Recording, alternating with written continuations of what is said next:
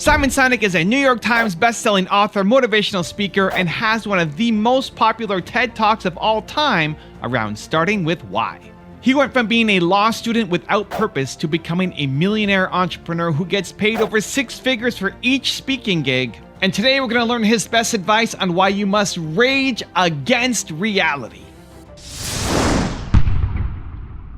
Rise and shine, it's Entspresso time. I wake up every morning. Espresso keep me going. I wake up every morning. Hey, it's Carmichael, and every morning I bring you a shot of Entspresso to help you start your day with confidence and believe in yourself. So good morning, I believe in you, and let's do this. Over to you, Simon Sinek. But there's a lot of businesses, perhaps some of them are represented here today, where actually doing the short-term thing for financial gain is smart business. It is smart. It is, you do need, because you're working at a public company which reports quarterly, because you need to keep shareholders on side. Maybe you're worried about losing your job if you don't hit a certain target in March or April or May. Isn't there a fundamental conflict between the demands of some businesses, which are short-term interest-based, and your vision of business? So the argument you're making is short-term based companies should make short-term based decisions, which means they'll last for the short term. I'm not actually making an argument of any kind. I just wonder whether or not actually the reality is, maybe this is why you make the point, that I'm raging against reality. I think that the systems we have in play do not support capitalism. I think we have corrupted capitalism, which is capitalism at its best doesn't follow the rules that we follow today. The concept of shareholder supremacy was a theory proposed by a Harvard professor in the late 1970s, popularized in the 80s and 90s by basses like Jack Welch, right? The concept of using mass layoffs to balance the books, mass redundancies because we missed our numbers. This is the Mitt Romney school of right? business. Did not exist as a standard way of doing business prior to the 1980s. It was popularized in the 80s and 90s. Let's look at the 80s and 90s. These were boom years of relative peace without the internet, right? Now, that world does not exist. We no longer live in boom times. There is no longer relative peace, and the internet has profoundly changed the way business operates today. In other words, what worked then cannot work now. GE needed a $300 billion bailout in 2008 because that company was not built to last. What I'm saying is the systems that we consider normal ways of doing business, shareholder supremacy, using mass redundancies, and other philosophies in how we incentivize people, how we hire people, et cetera, they are outdated and outmoded, and they are a race to zero. And the companies that continue to embrace those philosophies, big or small, are struggling with engagement, they're struggling with innovation, they go through people like nobody's business, and the executives keep getting fired or quitting, right? Unceremoniously. And by the way, their shareholder value is unstable. Making money is important. If you're in business and you're not making money, then you won't be in business for very long. But making money can't be number one. It should be in your top 5, but if making money is your number 1 most important core value as an entrepreneur, you're going to lose. If you value money above all else, you'll lose because you're going up in business against people who love doing the thing, and for you, it's just a strategy. So I've seen this a lot recently in people who've come to me for YouTube advice. I've had the good fortune to have a lot of people who are experts, who are people that I look up to, who want my advice, my help to build their YouTube channel. They want to have a big impact. They want to reach millions of people. It's like, great, I love the help, but why do you want to do it? And do you love making videos? And for too many people, it's just a strategy. For too many people, it's like, well, this is the next thing I need to do on social media. And yes, they have a big mission, but they haven't connected making YouTube videos to it.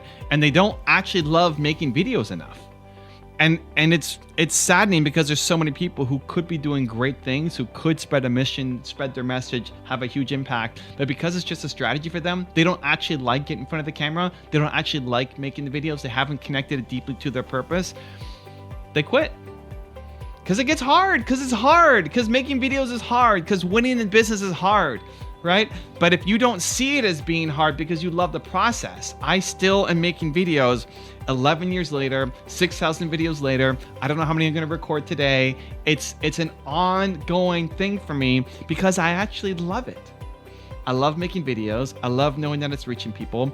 I love that it's reaching, 300 million people. Great. But at the beginning, I still loved it too. I wasn't a natural. I wasn't very good at it. You can go back and watch my first videos, and I was super nervous and scared and introverted, and I still am introverted, and I still am nervous and scared in that I want the videos that I make to be the best that I've ever done. So there's that pressure that I put on myself every time before I get in front of the camera, but I still love the process. And if YouTube goes away, I'll be making videos somewhere else because I'm a visual learner. And that's how I learn best. I'd much rather learn from videos than from reading a book or listening to a podcast or an audiobook or something. I'm a visual learner. And so I want to help other visual learners out there learn, because I didn't have that when I was first starting my business. And so I'm trying to create what I didn't have and also create what I still need. I still need these videos for myself. I still want to be around Simon Sinek and Elon Musk and Oprah Winfrey on a daily basis still now for myself. And so I remember talking to Tom Bilyeu when he was getting his channel started. And I remember thinking and telling him, man, I hope you don't quit. I hope you don't give up, because you've got a really important message that I want people to see. And thank goodness he kept going. And you know, 1 million plus subscribers later.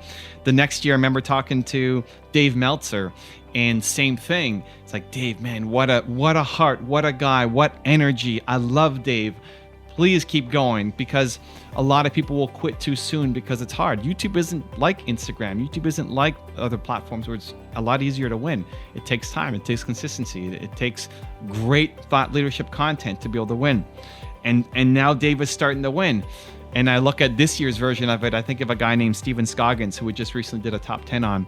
And I want this guy to win. I want him to win so hard. And I hope, again, that he keeps going, that he doesn't quit, because he's got such a great message. And when people who've already had success in one field start something new and they don't see instant success, a lot of times they quit and they fold the cards, because again, it's just a strategy. So think back to you. Why are you doing the business that you're doing? Is it because somebody gave you a hot tip and hot opportunity? You think you're going to make money? You're opening up the magazine of the 100 hottest companies to start in this year. If that's the reason, you're going to lose, because people love those businesses. You have to actually love it. Of all the people that I profiled, I've studied so many successful people. It's the number one rule for success. And so take a deep examination at how you're spending your time. And yes, does it align with your goals, but are you loving the process of the work? You're not going to love every second of every day. I don't love every second of making videos, and there's mistakes, and maybe you didn't press the record button, and mistakes that will happen, but net, I like it, right? Net is something that fuels me. I don't have to amp myself up to go off and do it. Look at how you're spending your time and see, are these things something that I want to get great at, that I have a passion to learn and get better at? Because if they are, you're much more likely to succeed. If you have to get better at it because you're going to do whatever it takes, you're not going to do it. You're going to lose. So I have a 3-step process that I want to guide you through that I think will help. But first, a special message from one of those 3 guys I mentioned, Dave Meltzer. Hey, this is Dave Meltzer, and I'm going to read my favorite paragraph of my friend Evan Carmichael's book, Built to Serve. Here's the secret. Dream big, act small. It is important to dream big. Your big dreams will motivate you. It'll inspire you to keep going when things get tough. It'll be a rallying call for your partners, suppliers, customers, and future employees. Keep a hold of your huge dream and then act small. Find the smallest possible way to get started, to take the first step, to get some momentum going. Dream big, but act small. So how do we do it? How do we make money in our top 5 list of values, but not number 1? 3-step process. Let's go. Step number 1 is recognize where you are. Where are you right now in terms of how you value money?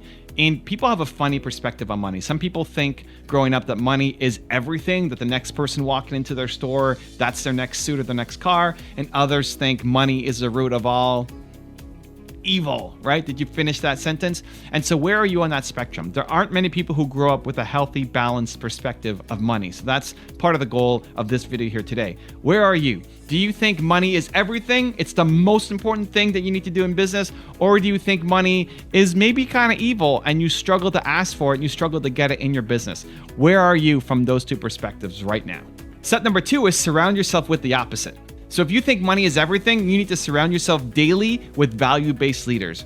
If you think money is evil or you have a hard time asking for money, you need to surround yourself with people who love money, who are off chasing it. Not again as their number one, but who are chasing it and showing the value of money. And the tendency is to think, I'm going to fall off the deep end. I'm going to go to the dark side. That now, if I'm a values-based person and money isn't in my top 5, that now if I just surround myself with people who think about money all the time, that now I'm just going to be money obsessed. You won't. You won't go to the dark side. You have too much of the other side pulling at you. You won't go all the way to the dark side, but you need to get money into your top 5, or you need to bump it from that number 1 spot. So surround yourself with the people, the thought leaders, the experts who are showing the opposite of what you currently believe right now, what you need more in your life. And then step number 3 is understand that you make more money by providing more value. So if you want to make more money, this is one of the most important rules in business. You make money by providing value. Successful businesses provide value in the form of entertainment or utility, right? You're helping and you're getting paid for that. So if you want to make more money, just think, how can I bring more value to my clients? How can I bring more value to the marketplace? How can I bring more value so that people will see that I'm solving a problem and will pay me to do it?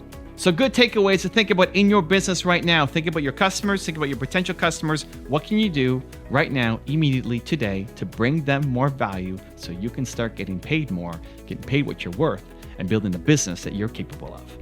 Now, I've got a really special bonus clip that I think you're going to enjoy. But before that, question of the day, I want to know, where do you fall in the money spectrum?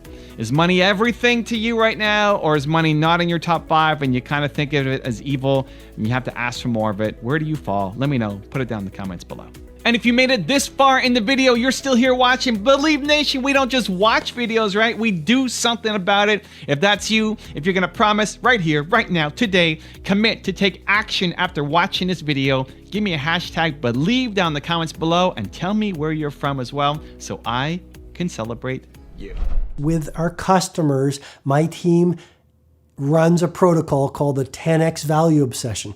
How can we deliver 10 times the value at every single touch point of the user experience that our customers who come to the live events or go into my online courses or even read my books are expecting? They pay $20 for a book or $30 for a book. How can I give them millions of dollars of real value? Someone said to me recently, in your mastery sessions, you're giving away the store, or something like that. You know, like, I sort of can't believe how much value you give. And my reply was, because my intent is to serve. I mean, this is not a business for me. Yes, I run a business and a series of businesses. I'm an entrepreneur.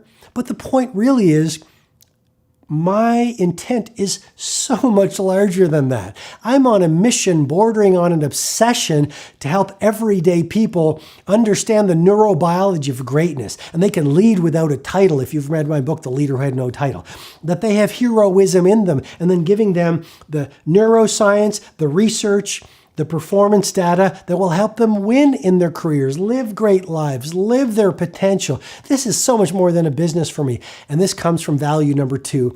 I see this as a movement, a sense of community, a sense of giving, a sense of helping you fortify the genius within you in a very difficult world. So you say, Robin has given me thousands of ideas in these free mastery sessions that I can choose to act on every day to go out there and fireproof my heroism so I can do great work that wows the world, do great things for my family, and leave an impact on history that stands the test of time. And if I do that in my own way, then I've served you and I've done my job well. If you want to change your life in 30 days, check out my Best Life 30 program right here. And if you want to learn how to do your best every single day, check out the video right there next to me. I think you'll enjoy it. Continue to believe, and I'll see you there.